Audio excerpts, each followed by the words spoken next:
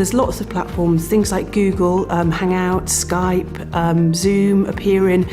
These are quite simple. Often there's a free version, but basically it's video conferencing. You can see them and they can see you. I've used a number of different platforms for online classes. One of them was Blackboard, which is a platform which has the traditional elements of a classroom. So it has a whiteboard that you can use and you can put up PowerPoint slides. It has functions such as students can raise their hand, has a chat box and an audio feed and a video feed. So all of the elements of your classroom are there. As well as this, I've also used some really low-tech things for online teaching, such as Skype or Google Hangouts, which don't offer as much flexibility for the teacher, but if you want everyone collected in the same space, then that's kind of the basics of what you'll get. So the platform that I've been working with has two camera screens, so you can see yourself and also the student. And then on the main part, that's on the left part of the screen, the main part is going to be actual slides, and I'm the only one who has control of when we change slides. The student can't change that. I also can control if the student is allowed to write on the screen or not.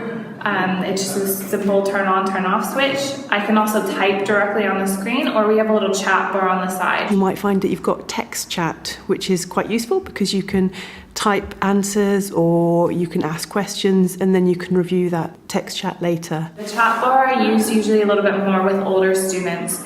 So if they can't quite think of the vocabulary word, I might start typing out one letter at a time and see if they can guess it. And once they have said it, then I'll type out the whole word, because that part actually gets saved at the end of the lesson when the feedback, and so their parents, or if they want to look at it themselves again, they can see what words were more challenging for them then too. Some platforms will have a way you can record vocabulary, where you can share materials and slides. I use the screen share function if I'm teaching a point. I like to open a PowerPoint sometimes and I can use that. Or if there's been a reading, I can refer to text, I can share my screen so the line is displayed exactly what I'm referring to. So a breakout room works in the same way as you would set up students in pairs or in small groups in the face-to-face classroom. As a teacher, you'd control the students and put them in another space in the online classroom so they can accomplish their task or work together in private away from the other student. Especially if they're teaching very young children, they might have things like filters, things that you can add to your faces to make it more enjoyable or engaging for the students.